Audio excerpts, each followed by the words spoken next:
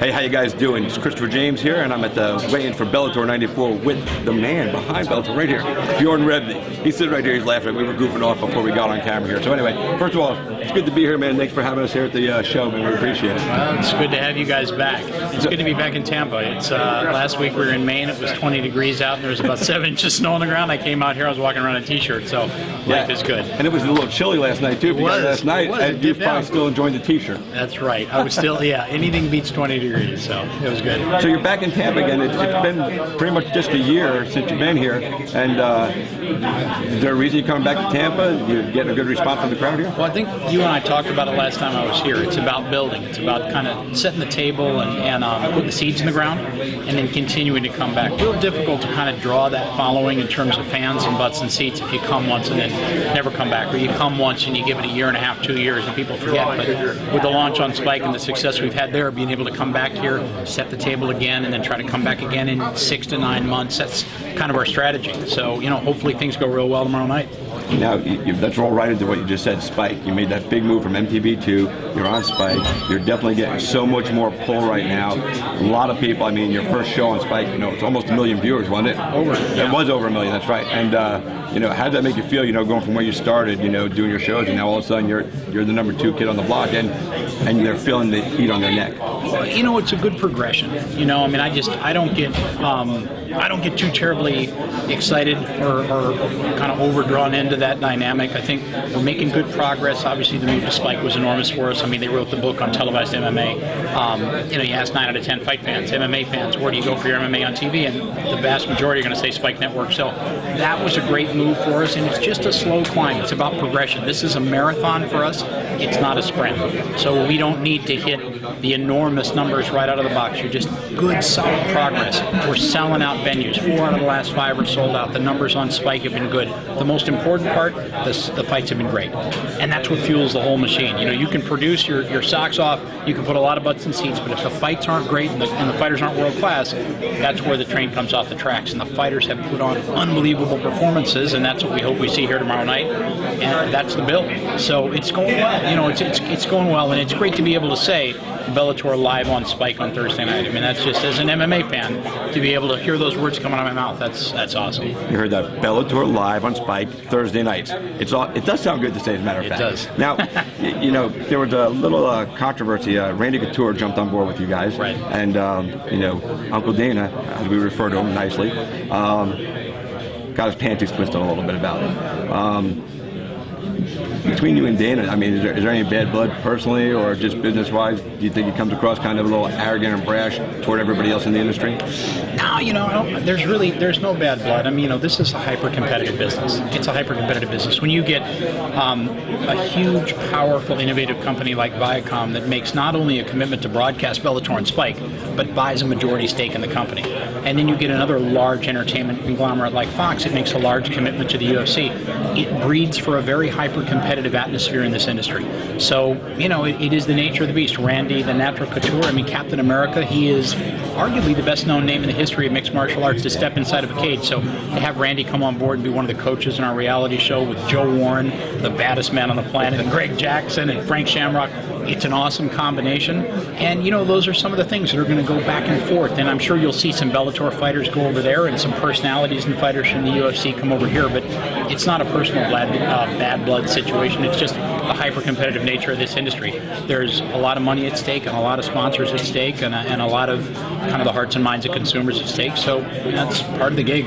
Nice. Now, you mentioned maybe Bellator fighters moving to UFC. Speaking of, you know, the one that everybody's talking about, Eddie Alvarez, how's that going right now? It's at this moment, it's not going.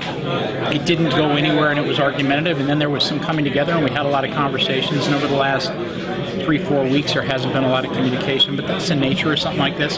There's a conflict. I've always said, look, a bad settlement is 100% of the time better than a good litigation.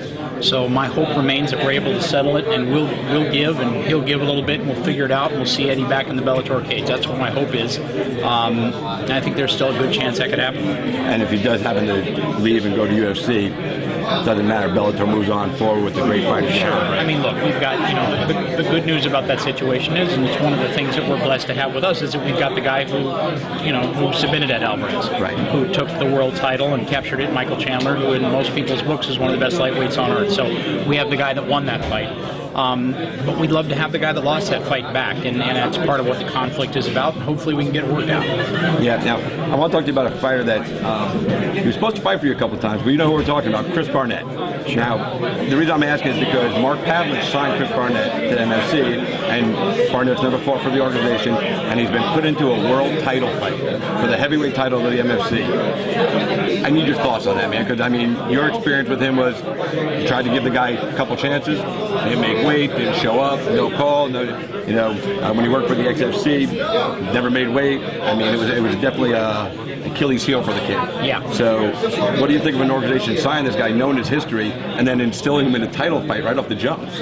Well, I mean, it's I don't know an enormous amount about his backstory in terms of where he is emotionally or what he's dealing with, so I kind of speak from a little bit of a distance on it. But, my dad always used to say, when you're born round, you seldom die square.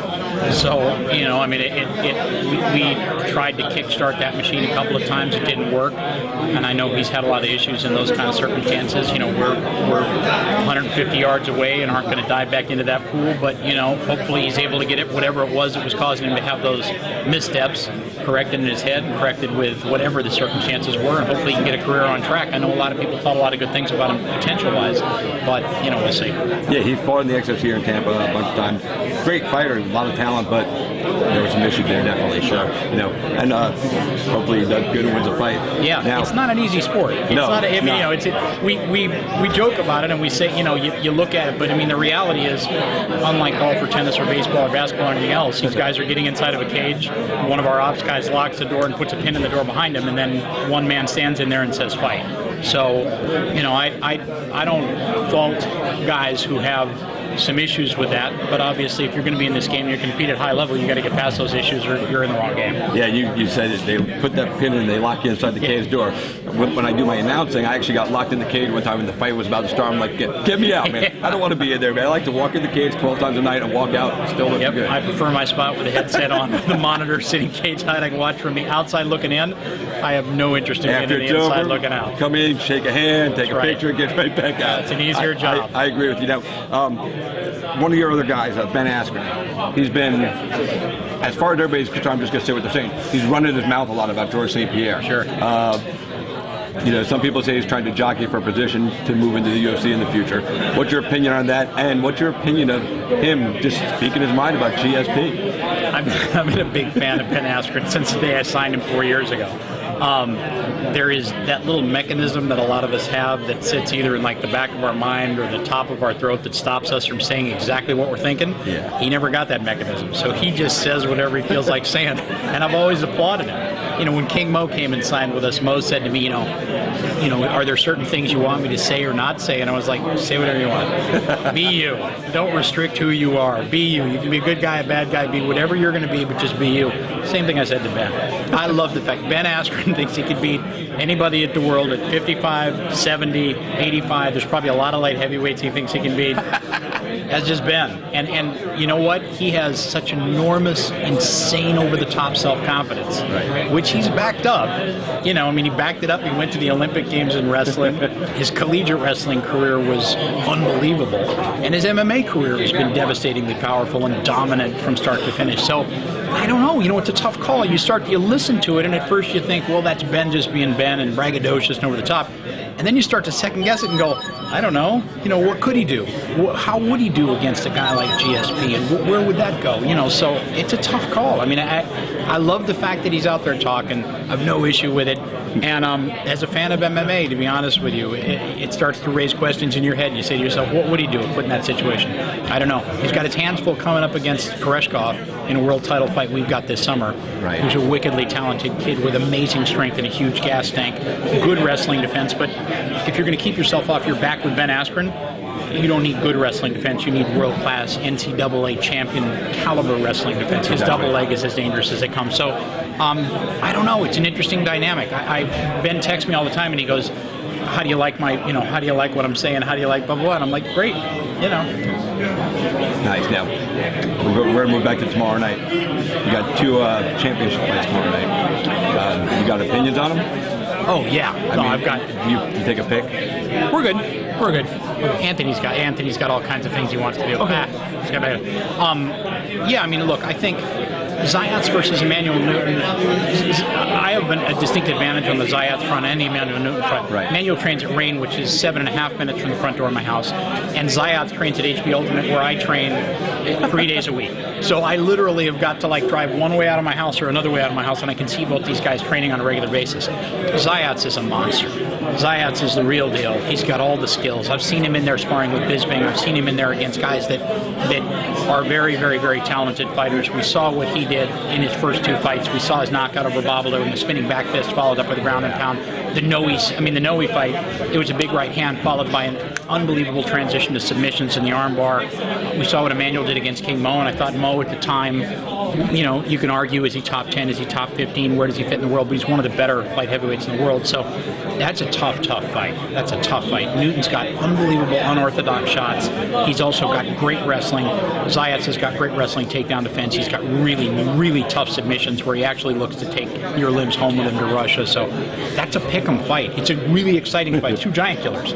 One of them beat Babalu, one of them beat Mo, and here they are at this stage. And then and then Awad versus Rickles. Very contrasting styles. Awad comes out full power. His RPMs are at 8,000 right out of the box, and he looks to take you out early. And Rickles is a grinder who's got great skills and an amazing chin, and has got good, well-rounded skills everywhere you can take him in the cage. So, I don't know. I mean, I guess the odds makers would say if Rickles can pull the fight into the second, he starts to take an advantage with the gas tank. But who knows? We haven't seen Saeed Awad's gas tank going into the second. He may have an amazing gas tank and be able to keep that kind of aggression coming. So I don't know. It's a tough. That's a tough call. I really wouldn't want to have to pick either one of those fights. You know what I mean? I mean, you could literally take a quarter and just throw it up in the air and go, I don't know who's going to win at 205. I don't know who's going to win at 55. But they're all fun to watch. They're all good fights and good. They're good guys to watch fight. Like if I'm home and I had nothing to do with this, I would go, man, Awad Rickles, I'll watch that. Zayat versus, so it'd be good fights. I think Rickles called the nail right on the head. He said, I think we're just going to beat the crap out of each other. Yeah, that's probably and that's the kind of fight I want to see with this Neanderthal skull, as he called it. I laughed my face off. I couldn't believe it. So one other fight I want to talk to you about, because these two girls have genuine bad blood. I know both of them personally, Felice Herrig and Heather Clark. That was the most exciting part of the whole way, and they just went to work. And Felice came out in her hot teacher outfit, looking good, doing her thing, man, marketing herself very well. Right. What do you think on this fight? Because this is going to be a tough one. They're really bad blood. It's a tougher fight than I think most people realize, and Felice has got a huge social media following and a lot of people tracking her career. She's one of those girls that came up that I think may not have initially received the respect that her game has now evolved into. She's become a legitimate, well-rounded mixed martial artist. So, and initially I think a lot of people looked at her and thought, well, she's kind of playing to different angles in terms of getting her marketing spin going, but now she can really fight. I mean, she's fought for us now a few times, and you've seen it in her last couple of fights. The maturation's been terrific, training with a great camp. She's got a lot of good people to train with. She's got Curran in her corner. Look what he's done with Pat. So, I don't know, it's an interesting fight. It's an interesting fight. Hopefully it gives us the kind of fireworks that if it goes well enough and we get some early stoppages in the Spike show, perhaps we can pull it into the TV show as well. Yeah, that'd be great. There's a lot of people, actually, there's a lot of chatter on Facebook talking about how are you not putting Felice Herrig and Heather Clark? These girls hate each other. Yeah, this has been lighting up. It's funny because of all the things that people are lighting me up about on Twitter.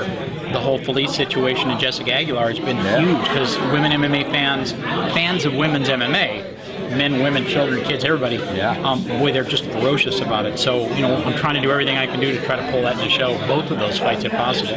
Bjorn Rebney, here at Cage Side, and I'm Christopher James.